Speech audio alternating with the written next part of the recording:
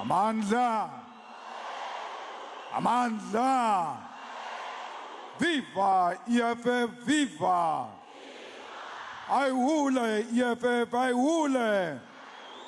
Ayikhule EFF, ayikhule. Tata EFF, tata. Tata EFF, tata. Down with ANC, down. Down with DA, down. Down with Ramaphosa, down. Down with Helen Zille, down. Amandla. Thank you very much. Let me thank the national chairperson and officials of the EFF present here today. And before I do that, I will want us to all rise, and all those who are wearing caps, the males who are wearing caps, must take them off. And we have a moment of silence for the people who died in Umtata. That's where we were supposed to have this anniversary. We brought it here because we were honoring those people who passed away. Please tell the person next to you to keep quiet. We are honoring the memory of black people who died in the floods in Umtata. Let's all keep quiet.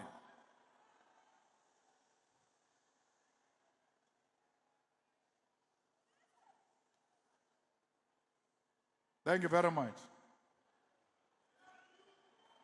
Distinguished guests, including dignitaries, our religious leaders, abafundisi, and traditional leaders, amakhosi, members of the Central Command Team, Provincial Command Team of the Western Cape, and all the provincial leaders who are here, and sub-regional interim leadership corps members present here today.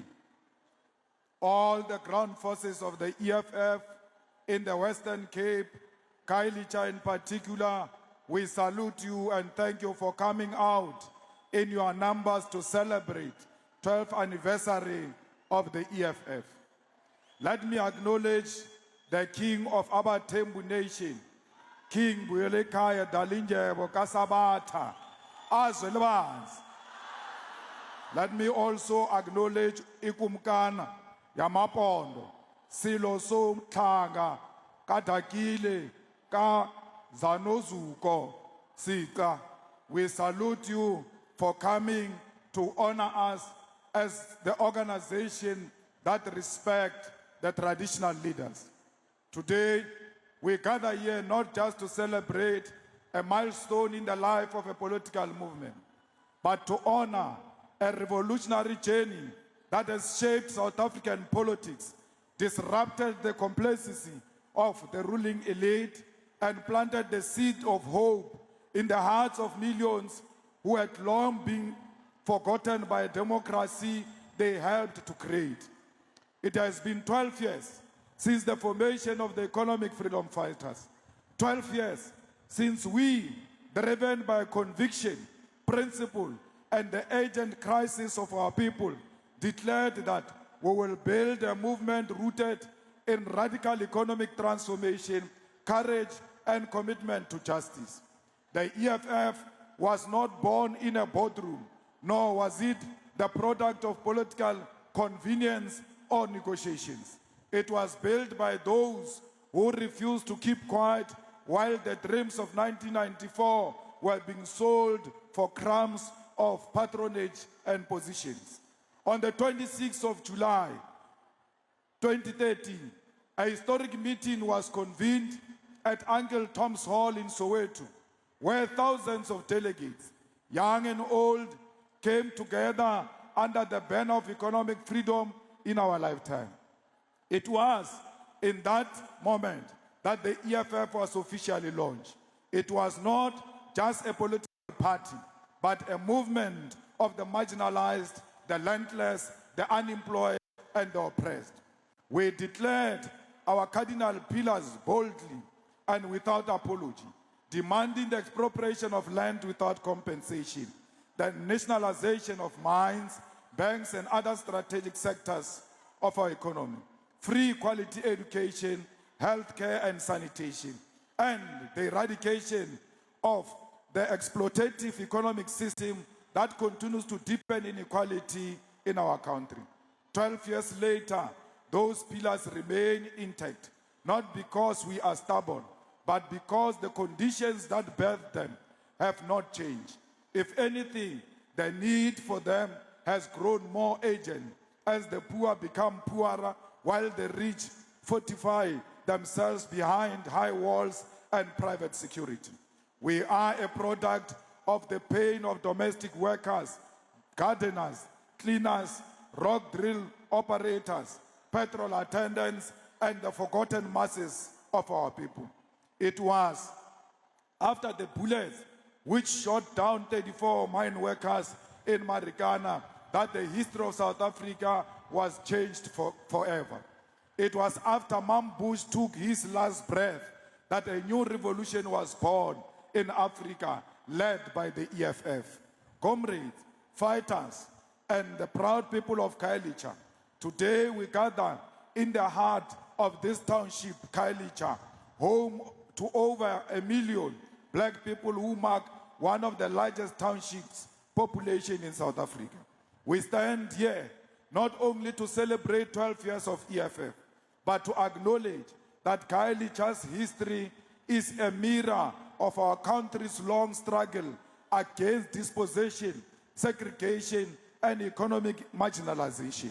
Cape Town was the first to experience the wrath of occupation, as in 1652, Jan van Riebeck and the Dutch East Indian Company arrived and created a refreshment station for their ships built on land stolen from the indigenous people of this land, who soon forced violence and displacement in conflict such as the Khoi Dutch War. From early colonial legislation like the Caledon Code of 1809, in which locals were forced to carry passes and labor under slave-like conditions, the symbolic groundwork for racial segregation was laid in the Cape.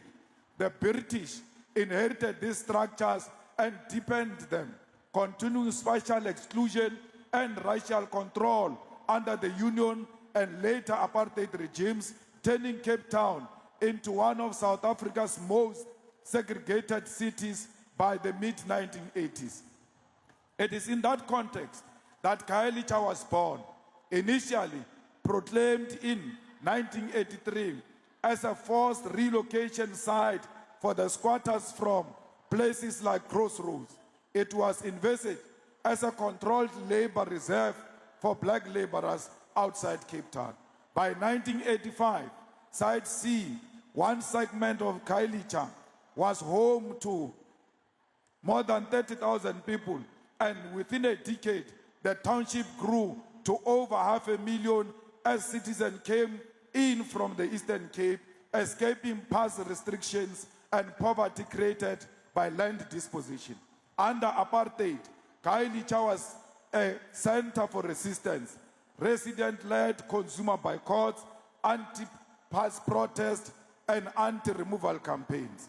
After 1994, hope emerged with democracy, but within the Western Cape, the DA long-term governance has continued spatial apartheid. Townships remain under service, informal settlement continue to grow, and basic infrastructure is not provided. Fighters, the DA continually boast that Western Cape is one of the best run cities. But if you go to Khayelitsha, you will know that DA is lying. Helen Zille has got the chicken audacity to claim that the DA does more for Khayelitsha than Camps Bay. It's a lie. How can a gogo tell a lie at her age when they know that they've neglected our people in Khayelitsha? If you say that Khayelitsha is serviced more than Camps Bay, Why are we not having my city buses in Khayelitsha? Why are we not having proper trains in Khayelitsha? Why are we having our people without water and electricity? Our people without houses? If you say you service us more than Camps Bay, there are houses in Camps Bay. There are no houses in Nyanga, in Delft and Khayelitsha. We are not going to buy that lie anymore. They talk about non-racialism when they know they are the most racist and racist to the core. They know deep down that they hate the people of Gugulethu. That's why there are potholes in Gugulethu. That's why there are bucket toilets in Khayelitsha and Gugulethu. That's why there is daily blackout in all the black townships, because the DA government hates the people of Cape Flats. Fighters, we must not be misled. The people of Mitchell's Plain are being neglected.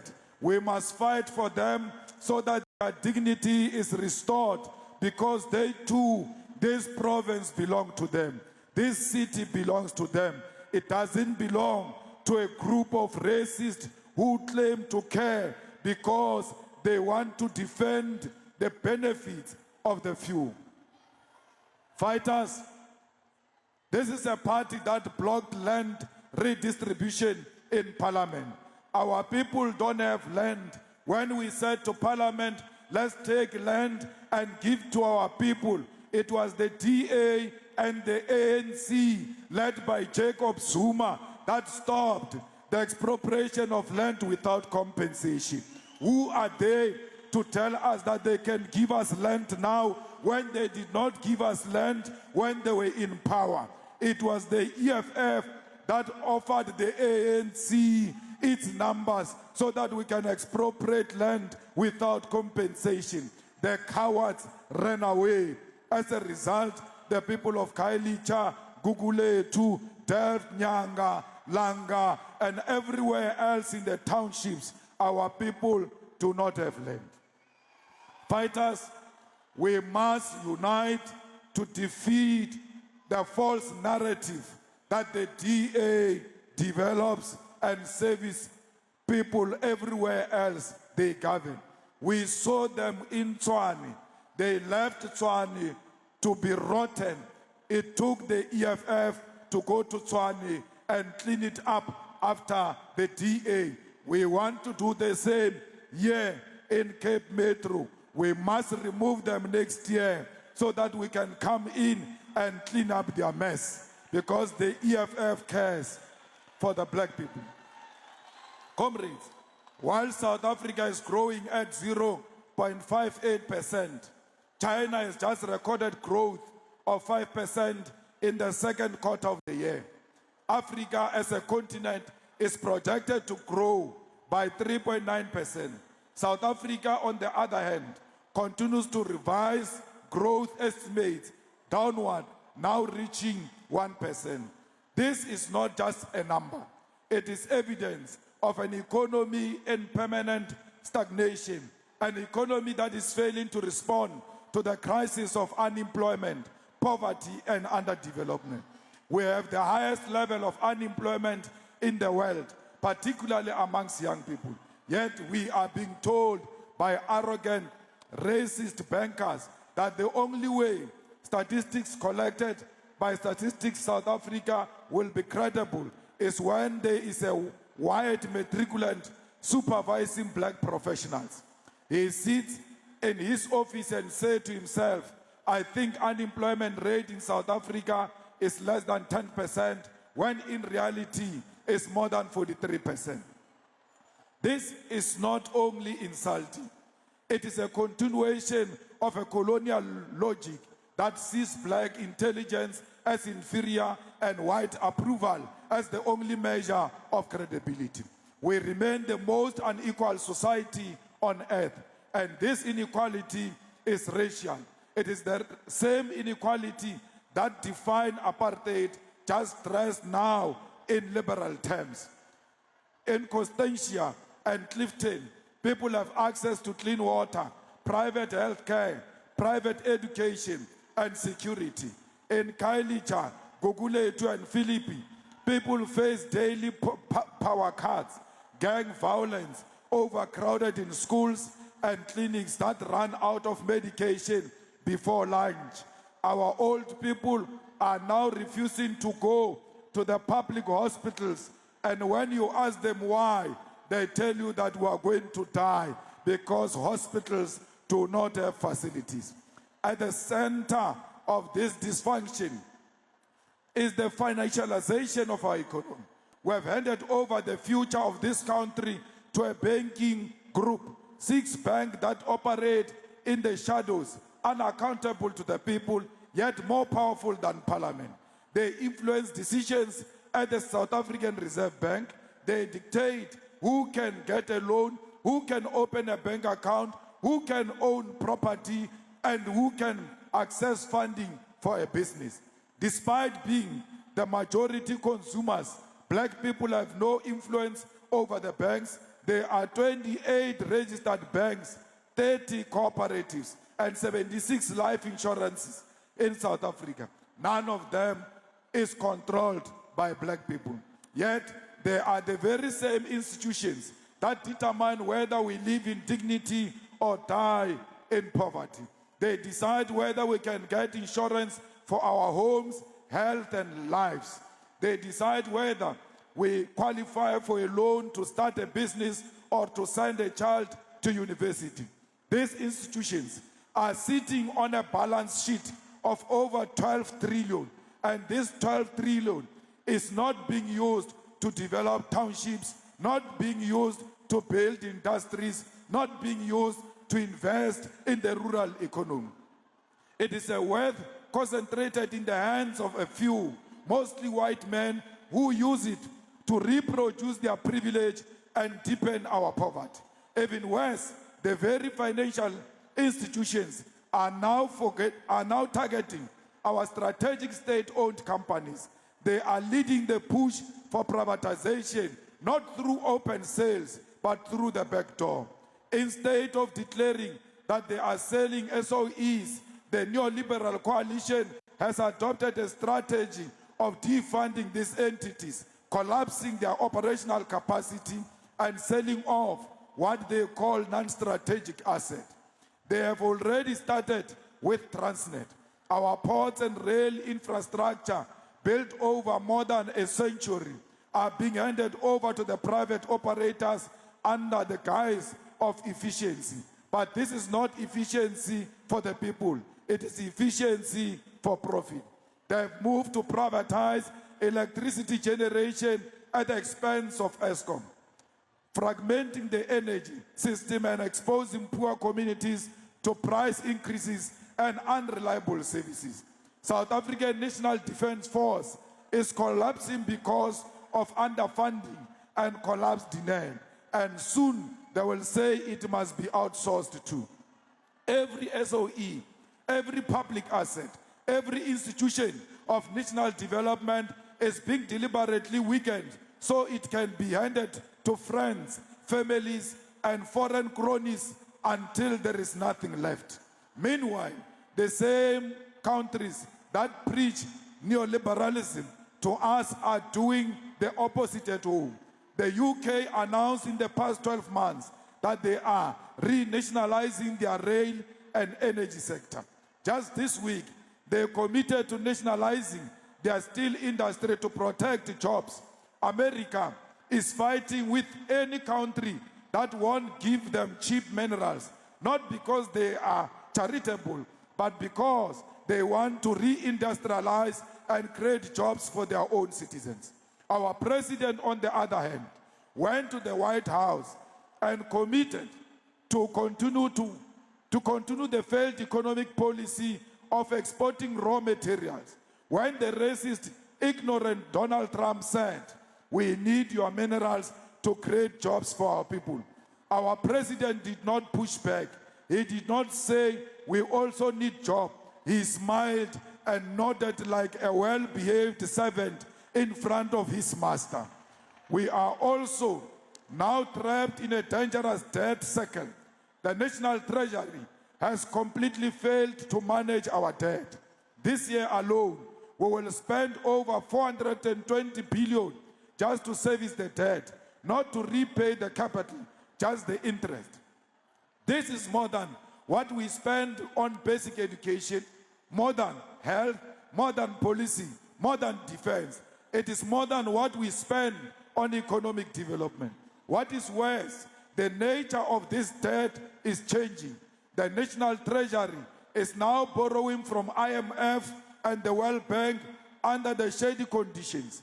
Most of this debt is not channeled through the state, but through state-owned enterprises, making it hard to track, hard to understand, and impossible for the public to scrutinize.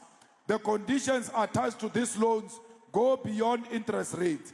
They include structural reforms, liberalization, demands, and policy intervention that have nothing to do with development and everything to do with foreign control of our economy.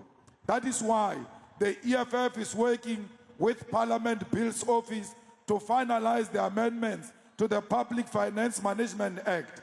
We are going to pass a law that says any loan from IMF or World Bank must be tabled in Parliament and approved by elected representatives. The people must know the terms. The people must know the conditions. The people must decide. If we do not change this economy, if we do not reindustrialize, rebuild the state, protect the SOEs, develop rural economies, and create meaningful jobs, we are heading towards a crisis bigger than what we see now. South Africa cannot survive on extraction, imports, and elite consumption. We need an economy that works for the people, not just the privileged few. Fighters, in the past 12 years, the EFF has grown. Many people thought that the EFF will die. They saw it in Parliament. Many people thought the EFF will die. They saw it in provincial legislatures. They saw it in municipalities. They saw it in every street, in every ward, in every house, in every factory, in every school, in every university. The red flag is flying very high. It is not about to die. Comrades, we have used Parliament not as a space for careerism or elitism. We have used Parliament as a battleground. Many people today know Parliament because of the EFF. If it was not of the EFF, people will not know that there is a channel on TV that broadcasts Parliament of the Republic of South Africa. Many people today know Honorable Speaker and point of order because of the EFF. If it was not of the EFF, you will not have known all of those things. Comrades, today you are sitting here, you understand very well the scandal of Nkandla and the scandal of Busasa because of the EFF. The recent scandal exposed by the EFF was National Lottery Commission and the sitters. At the sitters, they wanted to hire a child of Kotemantashi, and it was Sitlelos who said, wait a bit, this one is a child of a politician, which means the whole sitters are rotten. Let's go through them one by one. As a result, those sitters were rejected and the minister was removed because of the EFF that led from the front. Today, people know the concept insourcing of workers because we insourced workers at the universities. We insourced workers at the hospitals. We insourced workers at municipalities. We have stood with the widows of mine workers in Marikana, with students in Fees Must Fall. When nobody wanted to associate with Fees Must Fall, we said, these are our children. Their demands are genuine and they must be supported. When they were locked up in jail, we went to bail them out and send them back to the streets to continue a good fight of giving our children free decolonized education. Comrade, EFF is the only organization that has got gender-based violence desk, full-time assisting and supporting the victims of GBV. Only in the EFF you'll find caring people who are sympathizing with victims and the weak. Only the EFF has got gender-based violence because we care especially about women and children. That's why you see in the leadership responsibilities of the EFF, we are led by women because we believe that women can lead without any fear or favor. Comrades, we don't need the approval of the mainstream media. We don't need the approval of the elite. We need you, the masses of our people, to say to us, continue to lead us, continue to expose corruption, continue to fight for our dignity. Let us defeat inequality together. Let's restore the dignity of an African child. Let's liberate a mind of an African child. Let's produce the fearless young people who will confront white supremacy. It was only the EFF that was played in a video at an Oval Office where the old people were gossiping about us. No one else has ever experienced that history. Why? You are feared all over the world, not because you've got guns, not because you've got kanunus, not because you are armed. They are scared of you because you speak truth to power. They are scared of you because you are not ashamed of being black. You are always proud to be black. And you tell them without being ashamed that black is pitiful and black is confident. Comrades, we are not just a protest movement. We are government. We are a government in Ikuruleni. We are a government in Tshwane. We are a government in Nelson Mandela. We are a government in eThekwini. In the past 12 years, we achieved the dream that we said needed to be achieved when we formed this organization at Uncle Tom's Hall in July 2013. We said, we are a government in waiting. We are no longer a government in waiting. We are a government. And where we govern better. And where we govern, black people are happy with the services of the EFF. Not only that, at tertiary level, there is no university in the SRC without an EFF member. All over South Africa, the EFF Student Command has shaken the status quo and taken over the universities and TVET colleges. We did not only fight for fees must fall.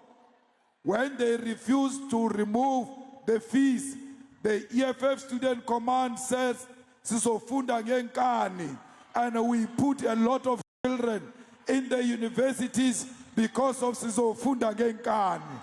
And we want to tell them again, under the EFF Youth Command, Sizofunda ngenkani ×2. There is no one who can stop our children from getting a better education. There is no one who's going to stop Wi-Fi to be installed in every institution of higher learning and the high schools. There is no one who's going to make sure that the conditions where our children stay are better than the conditions of the dogs of Cyril Ramaphosa. Our children cannot stay in worse conditions. We want NSFAS to pay directly into the accounts of the children and not into the accounts of the universities. They must stop lying and saying they cannot achieve that. It is achievable. Why are they able to pay the beneficiaries of SASSA directly into their bank accounts. Pay the students directly, teach them now, and teach them young how to use money. Whether you put it in their account and they eat and finish it today is none of your business. They will learn a lesson out of that. Comrades, financial education is very important. Our children will not only see money when they start working, they must see money and know how to use money when they are still children. Children of white people, they are given money at an early age. They open bank accounts for them. They teach them to know how to use money. Why are you not giving our children money directly, yet you claim to be the father of the orphans? We, the poor, rely on you, government, to survive. One of the demands we'll make is that the money should be paid directly into the accounts of our students. Universities must be allocated their money directly, not through NSFAS. NSFAS is a corruption of Platin Zimande and the Communist Party. They turned it into the personal purse. They must know their days are numbered. Fighters, we are General Ntantla Mkhwanazi, and General Ntantla Mkhwanazi is us. We support General Ntantla Mkhwanazi. We are not ashamed of General Ntantla Mkhwanazi. We are calling upon more Mkhwanazis in the police to come out and fight crime and syndicate that has captured the police, that has captured our country. We will not sit back and allow our country to be controlled by drug syndicate. We say to Mkhwanazi, do not be shaken, because if they fire you, there is a position for you in the EFF so that we can continue to fight corruption in South Africa. General Mkhwanazi should know that there is only one hope for the fearless, and that hope is the EFF.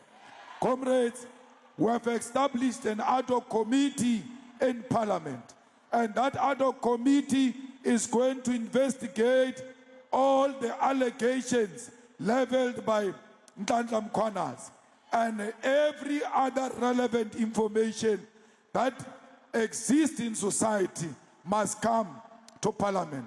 We want the people of Mitchell's Plain to come to Parliament and tell us who are the drug lords and who is protecting them, because we need to start fighting drugs. We want to know where the guns come from in the Cape Flats, in Khayelitsha. You, the people, know the truth. This is the time, this is the platform to expose the rot. Do not be scared. The killing of our children must be stopped now. Mkhwanazi opened the way. We must join in Mkhwanazi and restore peace and order in South Africa.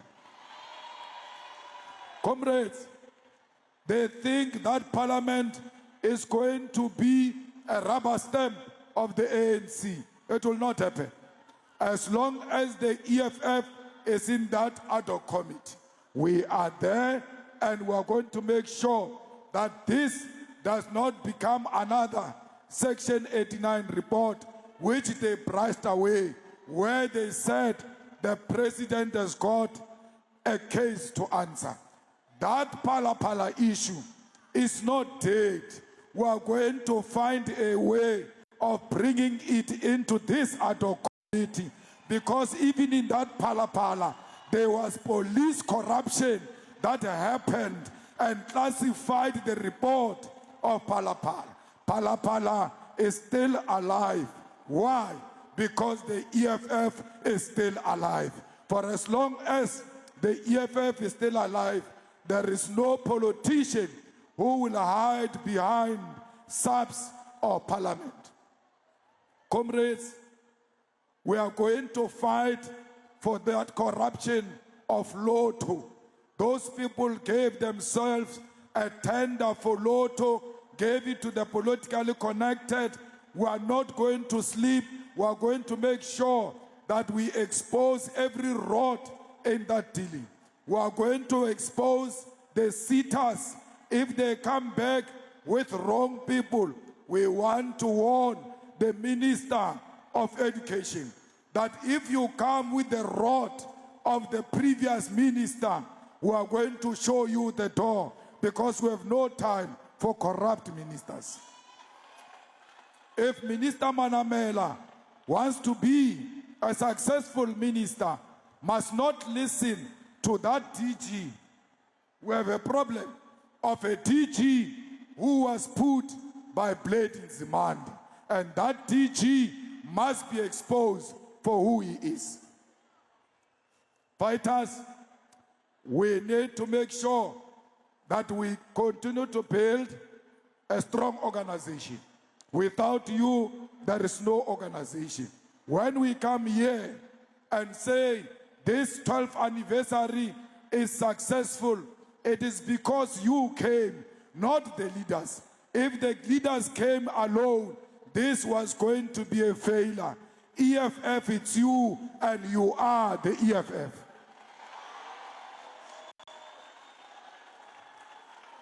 Fighters, we need to unite our organization. Without a united EFF, there will never be a strong opposition in South Africa. For sure you saw yesterday or a day before what happened in Parliament. The so-called official opposition did not know whether they are going or coming, but the EFF rescued the situation and led from the front. We are with the people of Western Sahara. We are not with Morocco. We do not stand with Morocco. We stand with the people of Western Sahara. We say to Morocco, you must leave the land of the people of Western Sahara. Comrades, we want everlasting peace in Congo and DRC. We cannot sleep if there is no peace in DRC. We are with the children of Palestine. How can you be with Israel and USA, which is killing children and women? We are not with murderers. We are with the people of Palestine. We passed a motion in Parliament, and President must make sure that that motion on Israel is implemented.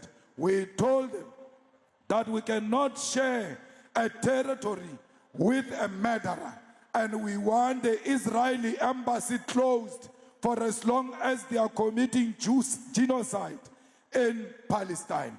Let us stand together and support the people of Palestine, because we are the beneficiaries of international solidarity. We know our freedom today because the people of Palestine stood with us during difficult times of apartheid. It is our turn now to support them. We support the people of Cuba. We are Cuba. The EFF is inspired by July 26 movement that was formed by Commandant Fidel Castro. And because of that, we do not support the embargo against Cuba. We want South Africa to play a more significant role and supporting role to the revolution in Cuba. Fighters, you must go and look at the youth of Kenya. They are not scared of the establishment. They are fighting for their freedom. They are fighting for their determination. When they increased VAT, the youth in that country stood up and said, not in our name. When corruption continued to take place, they stood up and said, not in our name. Many of them were killed. Many of them continue to be killed. But the youth of Kenya does not retreat. It's leading from the front. I'm calling upon you, the youth of South Africa and Africa, to be inspired by the youth of Kenya and stand for what you believe in. We want to say to Captain Ibrahim Traore that we stand with him and support his vision for the Sahel region and the whole of African continent, including the expulsion of French colonialism. We say to our brother Duma Boko in Botswana that will heed his call for the unity behind the rallying cry for our land and minerals to return. We call upon him to also remove the American base in America. We have no land that can be shared with America, especially in Southern Africa. We've got a new government in Botswana, and that government is progressive. Let us remove the army base of America in Botswana. The face and future of Africa is economic freedom, and that economic freedom will be launched from the southern tip of Africa. Fighters, we are not only celebrating 12 years of EFF, we are from now onwards forming a campaign to win local government election in 2026. Khayelitsha is the home of the EFF. Guguletu is the home of the EFF. Nyanga, Langa, Southern Cape, George, and everywhere else, including Central Karoo, is the home of the EFF. We need an outright victory in the Western Cape. We must fight racism through the ballot. We must win all the VDs in the Western Cape. Let me tell you, fighters, if you want to become a councillor, you must make sure that your branch is launched before the end of this year. All branches that are going to be launched next year, they will not qualify to contest for local government elections because there will be bogus branches. They are formed only for opportunism of people who want to become councillors. You want to be an EFF councillor? Let your branch be launched now. Let it be in good condition now and start working for our people now, even before the local government elections. Fighters, how can you be a leader of the EFF and sit on this stage comfortably while knowing that your branch is not led by the EFF, that your councillor is not a councillor of the EFF? I'm speaking to you. I come from a ward that is led by the EFF. I'm not saying you must lead the ward, whereas I don't lead my own ward. We went to by-elections and we whipped them again just a few days ago. I'm using that to inspire all of you to go and work very hard. Fighters, electricity is very expensive in South Africa. We must find a way to fight this expensive electricity. It is not affordable, and without a branch in good standing, our people will not have electricity. Our people will not have water. Our people will not have houses. Corruption in houses is because there is no strong opposition. A strong opposition makes a ruling party to deliver on its promises. When we say form a branch of the EFF, we don't mean for the sake of forming a branch. We mean form a strong opposition that will make sure there is no corruption in EPWP, where people are given jobs at night, where jobs are given to their relatives. Fighters, the Commission of Inquiry on Mkonazi's issues is a bluff, it's not real. What happened to Zondo Commission? Who was charged after Zondo Commission? It is very clownish for Ramaphosa to leave Mkhunu as a minister and say, I've put him on a special leave. What kind of special leave is that? Where do you get that in the Constitution, that a minister can be put on a special leave? Why is Ramaphosa playing with our money and having two ministers, Minister of Police Mtunu on special leave and Minister Kachalia? That is corruption, that is wasting money, that is not available. We call on the president to fire Mtunu with immediate effect so that we don't have two ministers. Comrades, how can we pay 700 million for talking? People say there's going to be dialogue in South Africa. It will cost us 700 million. We don't want dialogue that costs us money. We have elected our leaders. They know what we want, and we speak for ourselves, and we don't need more money spent on parliament and spent on an unnecessary dialogue. Parliament is dialogue. Why must we pay for another dialogue? We are already paying parliamentarians for talking. Who said parliamentarians are dancing? We are not going to parliament to dance. We are going to parliament to dialogue. And money is put aside for that. We are being paid for dialoguing. Why do you want to pay more money? We reject the dialogue, and we reject President Mbeki's call to support the dialogue. We won't support anything that is going to cost us more money. Take the 700 million, pay for free education.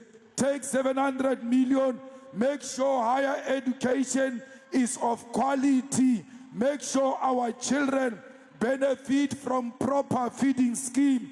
Buy them school uniform and give them uniform for free, because there is 700 million available to be used. Give 700 million to all the youth who are not working, yet they are looking for jobs, and you are not creating jobs. If anything, you have destroyed all the jobs in South Africa. All the factories that existed during apartheid in the townships are closed. Take that 700 million, go and reopen those factories, because we want jobs, and we want jobs now. Comrades, we must never surrender to extortionists. The extortionists must know that their days are numbered.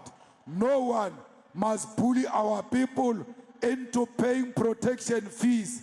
Protection fees for nonsense. We will never allow the criminals to run our street, to run the Western Cape. We will never allow the criminals to hijack our streets. We will make sure that South Africa remains a peaceful event. Those people of protection fees, when we're starting to build this dome, they came here and said we must give them something because we are building a dome in their territory. We told them that if your parents still love you, you will leave this place immediately, because you will never extort the EFF. If you want to meet your maker, try that nonsense here in the EFF. We will show you flames. So it must be the life here in Khayelitsha, that where extortionists demand any protection fees, the community must stand together and say, not in our community. We are in charge of this community. Fighters, you have built a strong weapon in the hands of the poor, of the poorest. Today, everywhere in South Africa, when injustice emerges, the people call the name of the EFF. Even those who don't love you, like journalists, when they are abused by their bosses at work, they say we are going to call EFF. You have given the power to the domestic workers. You have given the power to the farm workers Today, the rights of farm workers cannot easily be undermined because they know that the EFF will come. This organization you formed 12 years ago, if you don't know its impact, you must go and ask Donald Trump, do you know an animal called EFF? They all know it. You must ask Britain as well. They have denied us visas. They don't want us in their countries because they know the militancy of the EFF. So you must not think that you have not done something powerful. You have formed a powerful organization and it is worth celebrating. We have achieved more and more still need to be achieved. We must remain rooted. We must exist amongst our people. We must be humble and we must serve our people without expecting anything in return. We must serve the disabled people. We must serve old people. We must serve the youth of South Africa.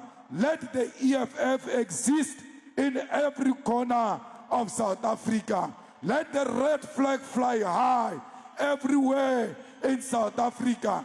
Let's have an EFF member in every house in South Africa. Only the EFF will bring equal freedom and total freedom into the hands of black majority. Amandla! Amandla! Viva EFF, viva! Tata EFF, tata! Tata EFF, tata! Ayule EFF, ayule!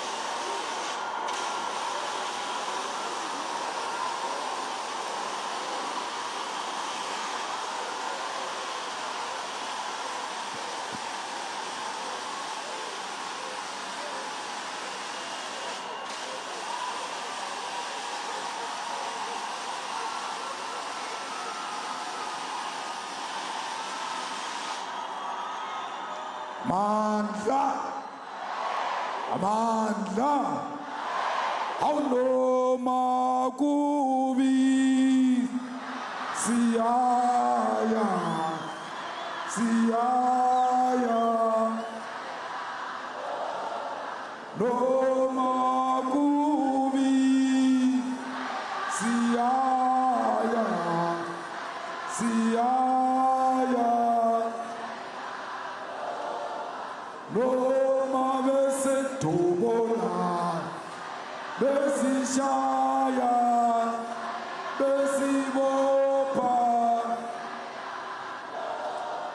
Noma besetobola, besishaya.